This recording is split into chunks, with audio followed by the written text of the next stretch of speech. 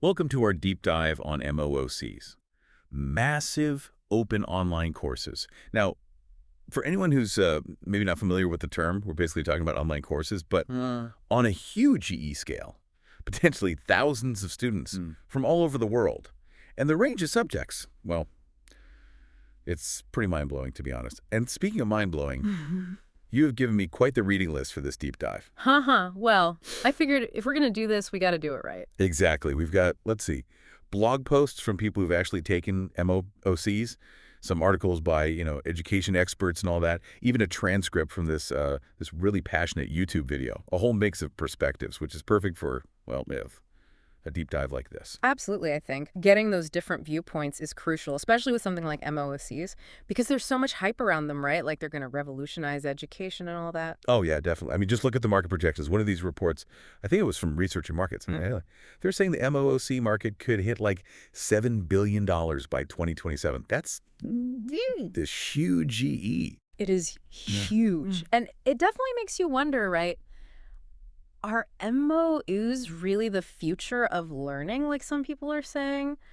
Or is it, just a fad? Yeah, that's the big question, isn't it? I mean, before we even get into the pros and cons and all that, maybe we should take a step back and talk about what an MOC actually looks like. What's the experience like for the learner? Good point. Yeah, let's set the scene a little bit. Okay, so based on all this stuff I've been reading, the basic setup seems pretty consistent across most MOOCs. You've got your video lectures, usually pre-recorded so you can watch them at your own pace. Then there are like online quizzes and assignments to, test your understanding and all that. And then, of course, you've got the discussion forums where you can interact with other students, ask questions, all that good stuff. That's right. And some MOOCs are even starting to incorporate AI, believe it or not. Oh, yeah, I saw that in a couple of articles. Yeah. Things like personalized feedback and AI-powered tutors. Exactly.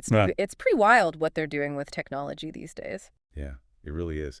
But going back to the basics for a minute, one thing that really stands out about MOOCs is that self-paced aspect. You can learn on your own time, at your own speed, which, from what I'm gathering, is a huge draw for a lot of people. Oh, absolutely. I mean, especially for the modern learner, right? Think about it. Busy professionals who are juggling a million things. Students who maybe can't afford traditional tuition. People who just want to learn a specific skill, but don't have time for a full-blown degree program. Right. It's all about flexibility. Exactly. Yeah. MOOCs provide a level of flexibility that traditional education just can't match. And speaking of traditional education, one of the big things people keep talking about with MOOCs is the accessibility and affordability.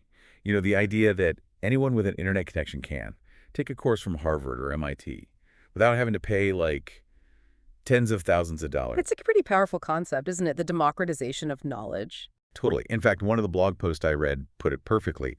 They said, and I'm paraphrasing here, imagine learning from a Nobel laureate at Harvard without the Ivy League price tag. I love that. Right. It really captures the potential of MOOCs to like level the playing field. And it's not just about the big-name universities either. There are MOOCs out there on just about any topic you can imagine, from, coding and data science to history, philosophy, even things like cooking and photography. Oh, yeah, I saw that. There's a really popular MOOC on the science of cooking, I think it's called, from Harvard, actually. That's the one. It's a great example of how MOOCs can take these complex topics and make them engaging and accessible to a wider audience. Yeah, it's definitely a far cry from, sitting in a lecture hall listening to someone drone on and on. Exactly. And another thing that's really interesting about MOOCs is the sense of community they can foster.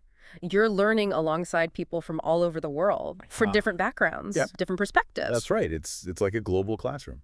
Exactly. And that can be a really enriching experience to connect with people from all walks of life and learn from each other. Totally. I mean, imagine discussing history with someone from, like, Toynbee, the country you're learning about, or debating economics with someone who's living through whatever economic crisis is happening on the other side of the world. Exactly. It's a unique opportunity to broaden your horizons and really engage in some meaningful cross-cultural dialogue. Speaking of global impact, a lot of the experts seem to believe that MOOCs have the potential to address some of the educational inequalities that exist in the world. Oh, absolutely. Bringing high-quality education to people in developing countries Mhm. or to communities that don't have access to traditional educational resources. Yeah, it's a pretty inspiring vision, to be honest. It is. Right. I think we should also acknowledge that it's not all sunshine and roses with MOOCs. Yeah. There are definitely some limitations and challenges, and some of these sources don't shy away from pointing them out. Right. And I think it's important to have a balanced perspective to understand both the potential and the limitations of MOOCs. Absolutely. Yeah. So one of the big concerns that came up repeatedly was the lack of personalized feedback. With thousands of students in a single course, it's hard for instructors to give individual attention to everyone. Yeah, that's a real challenge. And some MOOCs try to get around this by using automated grading systems or peer feedback, where students grade each other's work. Yeah. But it's not quite the same as having, like, a one-on-one conversation with an expert. Right. And there's a really insightful point made by Dr. Zuhairu Adu, Yeah. whose work on online pedagogy is included in your list here. He emphasizes that while technology can be a great tool for learning, it's the human element that's really crucial, that interaction with an instructor who understands your strengths and weaknesses, who can provide tailored guidance and support. Yeah, that makes sense. And it's something that MOOCs often struggle to replicate. And then, of course, there's the whole question of credibility. How much weight do MOOC certificates actually carry? Do employers really view them as equivalent to, say, a traditional degree? That's a big debate for sure. It is. And honestly, some of the stuff I read was a little discouraging. One employer even went so far as to call MOOC certificates participation trophies. Ouch! Yeah, I know, right? Clearly, there's still some skepticism out there. There is, and I think it comes down to a couple of things. First, the quality of MOOCs can vary quite a bit. There's no real standardized accreditation process like you have with traditional universities. So it's hard for employers to know what a MOOC certificate actually represents. Right. It's not like there's a universal seal of approval or something. Exactly. And then the second thing is, those dropout rates. Everyone knows that MOOCs have a notoriously high percentage of students who start courses but never finish them. Yeah, those numbers are pretty daunting. They are. Some studies suggest that over 90% of students who enroll in MOOCs end up dropping out. Wow. And I think this really highlights one of the fundamental challenges with self-paced learning. While that flexibility is great, it also requires a tremendous amount of self-discipline and motivation. Without the structure of a traditional classroom setting, no, it's easy to get sidetracked, lose momentum, and ultimately give up. Oh, for sure. Life gets in the way, Yeah. Work deadlines, family commitments, that new season of your favorite show dropping on Netflix. Exactly. There are always distractions. Always. And then on top of all that, Okay. we also have to consider the digital divide. The fact that not everyone has access to reliable internet or the technology needed to participate in a MOOC. That's a crucial point, Jill. And it's especially relevant in developing countries, where internet access can be limited and expensive. Exactly. So while MOOCs have this incredible potential to democratize education and make it more accessible, we have to acknowledge that there are still barriers in place for a lot of people. Absolutely. And even for those who have the necessary technology. The online learning experience can feel, well, a little isolating at times. You're missing that face-to-face interaction, the camaraderie of a traditional classroom setting. Yeah, several of the sources touched on that. The potential for disconnection and lack of social interaction. Right. I mean, even with discussion forums and things like that, it's not quite the same as being in a room with other people, bouncing ideas off each other, having those spontaneous debates and discussions. Exactly. There's a certain energy that's hard to replicate in a purely online environment. Totally. So it seems like MOOCs are kind of a mixed bag, right? Yeah. They have this amazing potential, but they also come with some very real limitations. I think that's a fair assessment. Yeah. And it's not a simple question whether they're good or bad. Yeah. It's much more nuanced than that. Absolutely. It really depends on the individual learner, Oh. the specific MOOC, the context, a whole bunch of factors. Right. Yeah. It's about understanding the strengths and weaknesses Yeah. and figuring out how MOCs can best fit into the broader landscape of education. It's like with any new tool, right? There's that initial excitement, all the possibilities seem endless. But then as we use it more, we start to discover its limitations, the things it can't quite do. And that's where the real learning begins, I think, when we move beyond the hype and start to critically evaluate how these tools can be used effectively. Exactly. So with that in mind, I'm curious to hear your thoughts on, well, the future of MOOCs.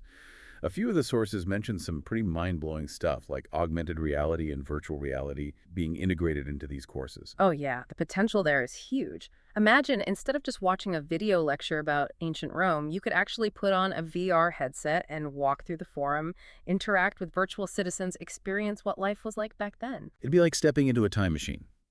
And for subjects like medicine or engineering, where hands-on experience is so crucial, imagine being able to conduct virtual dissections or build complex structures in a simulated environment. Exactly.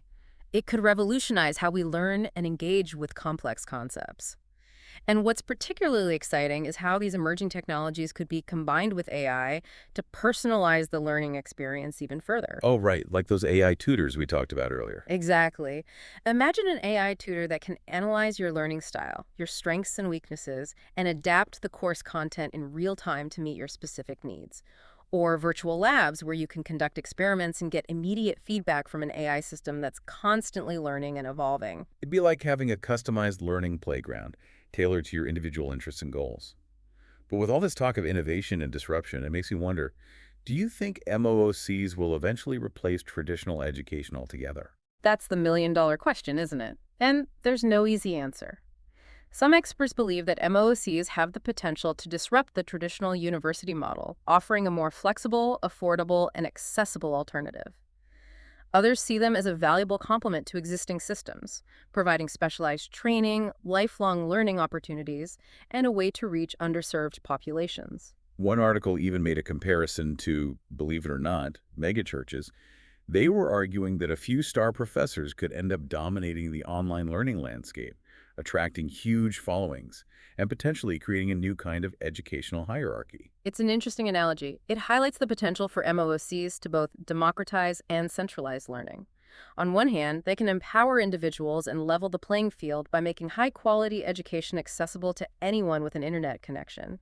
But on the other hand, there's a risk that a few big players could end up controlling the flow of information and shaping the educational landscape in a way that benefits them. It's like that old saying, right? With great power comes great responsibility. Exactly. And it's something we need to be mindful of as MOOCs continue to evolve and become more integrated into the educational ecosystem.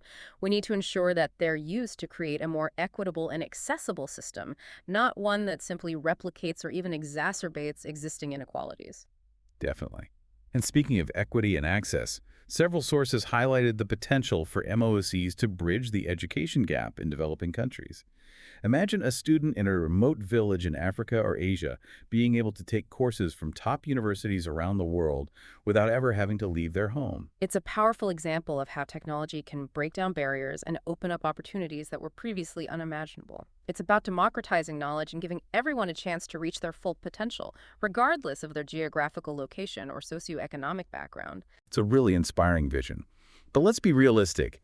Even with all their potential, MOOCs aren't a magic solution to all the world's educational challenges. We've already talked about some of the limitations, and one article went into detail about the reasons behind those high dropout rates. It's not just about distractions or a lack of commitment. Many students struggle with the self-directed nature of MOOCs. They miss the structure and support of a traditional classroom setting. This highlights the need for MOOC designers to create courses that are not only engaging and informative, but also supportive and accessible to a diverse range of learners. We need to think about how to incorporate elements of gamification, personalized feedback mechanisms, and social learning components to keep students motivated and connected. It's about creating a learning environment that's both challenging and nurturing, where students feel a sense of community and support throughout their journey, even if it's happening online. And as MOOCs become more prevalent in the corporate world, I'm really interested to see how companies adapt their training programs to leverage the benefits of online learning while also addressing the potential drawbacks. One area I'm particularly interested in is the evolving role of micro-credentials and digital badges in validating MOOC-based learning. As employers become more comfortable with these alternative forms of credentialing, we might see a shift away from traditional degrees towards a more skills-based approach to education and employment. Yeah, that's a fascinating trend. It's like moving from a system that values pieces of paper to one that recognizes actual skills and competencies. And that could be a game changer for individuals who might not have the time or resources to pursue a formal degree, but who possess valuable skills that are in high demand in the job market. Exactly. And with the rapid advancements in AI and automation, lifelong learning is becoming more critical than ever. MOOCs could play a crucial role in helping individuals adapt to the evolving job market and acquire the skills they need to thrive in a future that's changing at an unprecedented pace.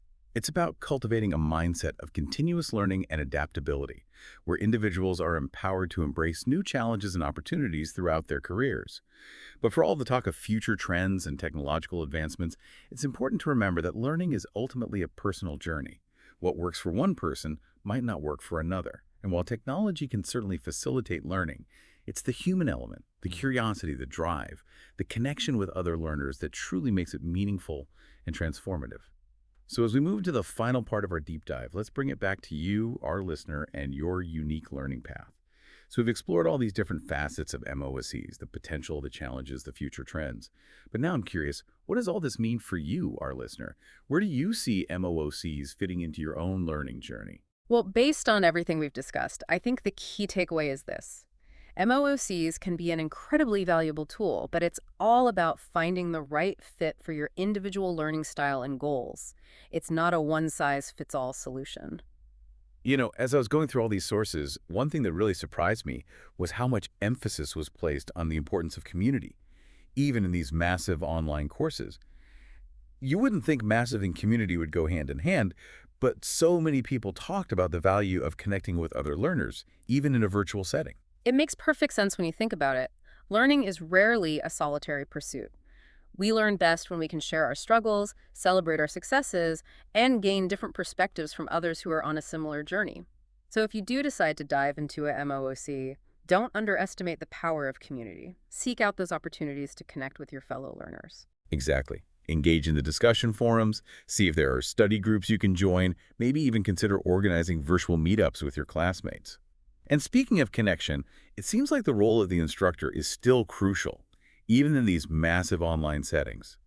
Several sources really emphasize the importance of finding MOOCs taught by engaging, passionate instructors who are truly invested in student success. Absolutely. A great instructor can make all the difference. They can set the tone for the entire course, guide your learning in a meaningful way, and foster that sense of community we were just talking about, even in a virtual environment.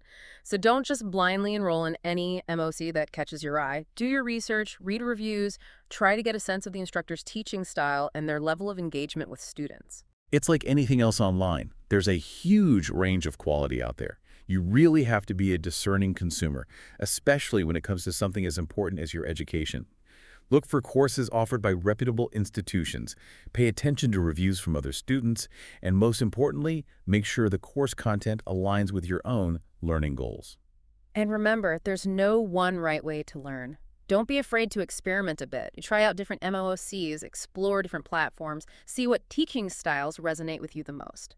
That's the beauty of online learning. You have so much choice and flexibility. It's like having a world of knowledge at your fingertips. But at the end of the day, the choice is yours. We've presented you with a variety of perspectives, explored the potential and the pitfalls, and now it's up to you to decide how MOOCs fit into your own learning journey. So as we wrap up this deep dive, we leave you with one final question to ponder.